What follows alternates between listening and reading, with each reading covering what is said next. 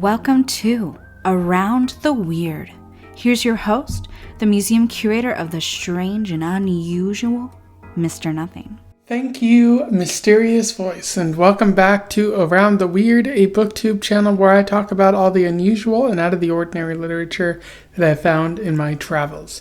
Today it is Short Story Tuesday, so I wanted to focus on an interesting short story that has grabbed my attention as of late. It is a short story that is about money and mental health. I am referring to The Cure by Rahul Mehta, which was published in 2011 in his short story collection Quarantine. For those who don't know, Rahul Mehta is an Indian American writer who has really only published two things to his name. He's gotten a couple of his essays and short stories published elsewhere, but he really isn't too well published. His last story came out in 2018 or 2017, and it doesn't appear that he's had anything published since then. But his writing mainly focuses on queer stories. I believe Rahul is also gay, but it's a bit unclear as that hasn't been confirmed in anything that I've found. But he also writes about family relationships and sort of troubled inner stories, which you see in many of the short story collection or short stories in this collection. The titular story Quarantine is pretty good in that regard, as it focuses on family and queer identities and whatnot, and it's worth seeking out. The short story that I'm talking about here is maybe not of the same quality, but does have important ideas that are worth discussing. So without further ado, let's talk about The Cure. I will do a summary, a little bit of analysis, and we will move on from there. So The Cure focuses on an Indian American man, who is seeking therapy because he has a problematic behavior that's developed as of late. He seems to be burning money for reasons that initially aren't clear to the narrator, but he's at a point where he recognizes that it's a problem and is wanting to do something about it.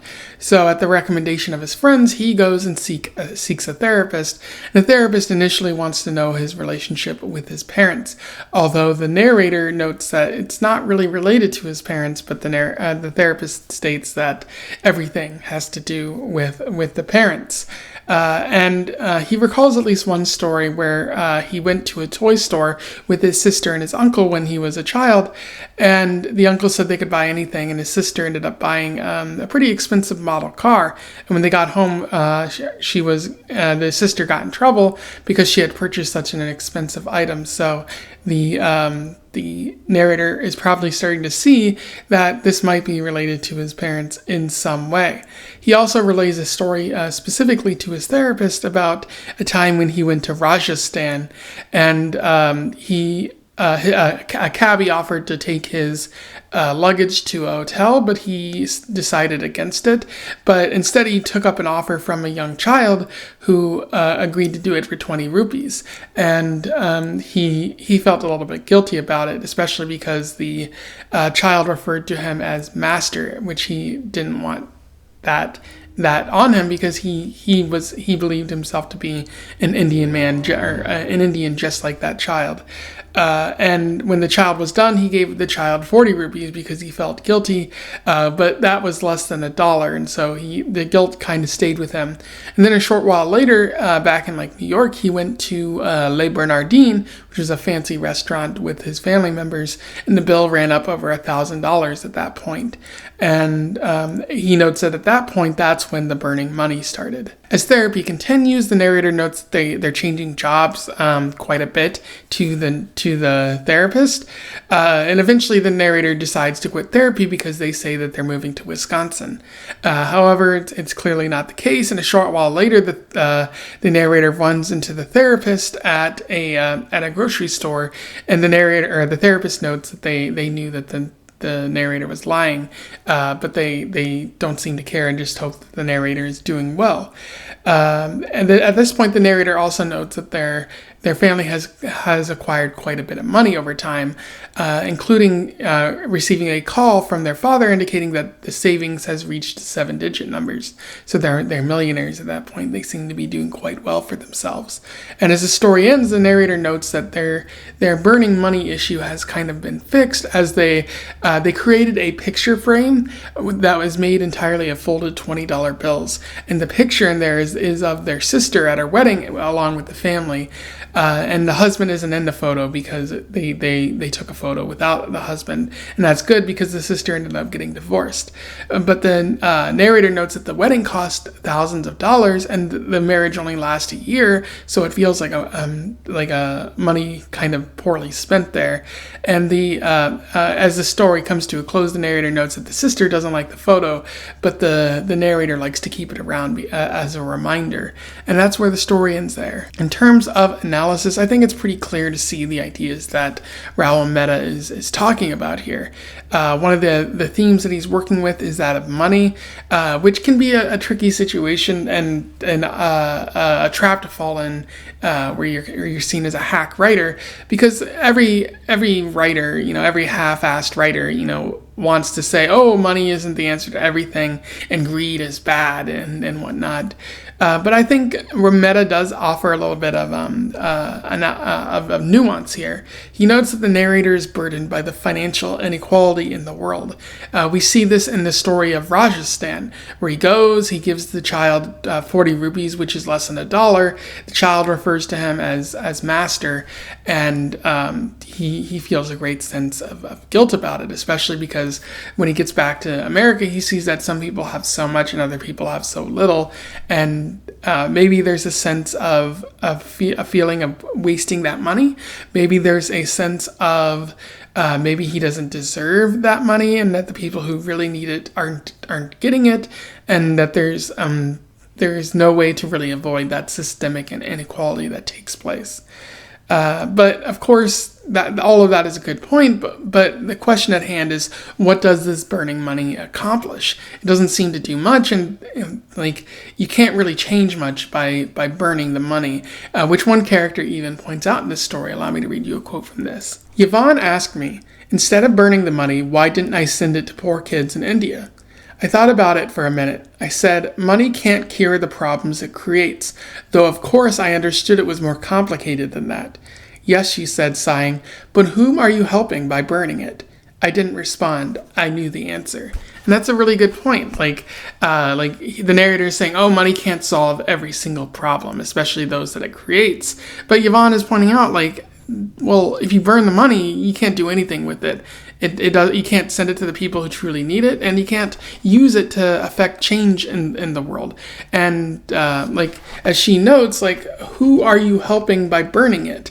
And she said, I didn't answer. He knew the answer. So who is this burning money helping? And I think the answer is, it makes the narrator feel better because that's less money that's out there in the world, less evil, less greed, according to the narrator. And it might even be, getting back at the family, which they seem to have a troubled relationship with. You birthed me into a system of inequality, and so here is me saying, I don't want that. I am rebelling against you. But again, as the friend points out, that doesn't do anything. It doesn't fix the system. It doesn't fix any of the problems in the world. It's self-serving and in and of itself. And maybe there is no way that you can truly fix the world's problems. You can just hope to give it to charitable causes. But again, the larger system and inequality exists. And I think Rahul Mehta understands that, and it doesn't really seem to have an answer to it, but points out that, sure, money is the root of all evil, but if you get rid of money, if you burn the money, then you have nothing, and you're only hurting yourself in that case. And there's really nothing you can do to impact the larger system apart from maybe donating. So a lot of interesting sort of ideas there. I do wish that Mehta had kind of fleshed it out a little bit more, because this is a really short story. But what he does is a really solid basis there. Mehta also seems to be talking about mental health here. He notes that therapy helps but cannot solve society's deep pains. Like maybe it can help you with your family or your job or some stressful things in life. Then the therapist, focuses on those issues, those symptoms, but you can't really address the larger problem because society is built a certain way, and it takes time. It takes years to get society to a point where it's no longer as terrible for people as it currently is. And that's hoping that society even wants to get to that point, which it seems to be very stuck with the idea that money is great and is useful, and that the way things are the way things need to be, despite socialist and communist and various other people raising an alarm about how that doesn't work and it hurts people. Like therapy can help, but not always. What makes things worse is there seems to be an unreliable narrator in this story, where the narrator is talking about their different jobs that they have, and eventually says they're going to move to Wisconsin, but they don't do that. And we also don't really know what the narrator does for a job. And so, but I think that's like a red herring. Like their job isn't actually the problem in this case. It's the money. It's the system that they're a part of. But I also think that the problem in this case is less to do with the job or the parents or anything like that. More so that the narrator is ashamed of coming from this place of privilege. They don't want the therapist to know that they have money, that they have wealth, because one, it could just be another case of, oh, look at this rich person complaining about their lot in life, which that's a thing that happens quite a bit. And the rich people should be ashamed about complaining about that, but it's still filling them with anguish and sadness. But also the therapist will probably say, hey, maybe you should donate to something instead of complaining about things, and the narrator probably doesn't think that donating actually does anything of substance. So maybe that's a bit of an issue. It's a bit hard to really understand where the narrator is coming from, because again, this is a short story, and the author Mehta doesn't really do a very good job of fleshing that out. But I also think that one of the problems with the mental health aspect of the story is that Mehta might have a negative opinion of therapy. He writes the therapist to be like, hey, why don't you buy my book? And also, let's focus on parents right away. And instead of focusing on any other thing, like the narrator's most pressing issue. So it really seems like Mehta either went to therapy before and had a negative experience and is generalizing it here, or he's just basing this on stereotypes.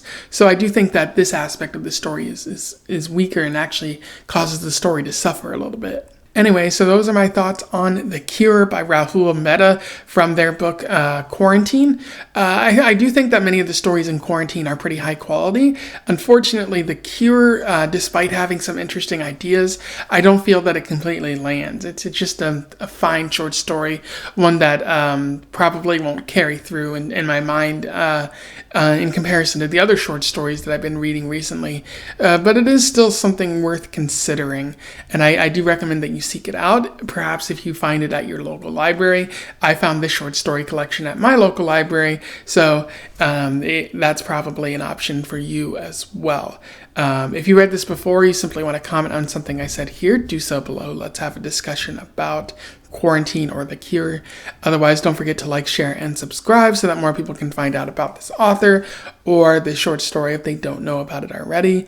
And until then, I wish you the best of luck in your weird and financially, secure travels. Farewell.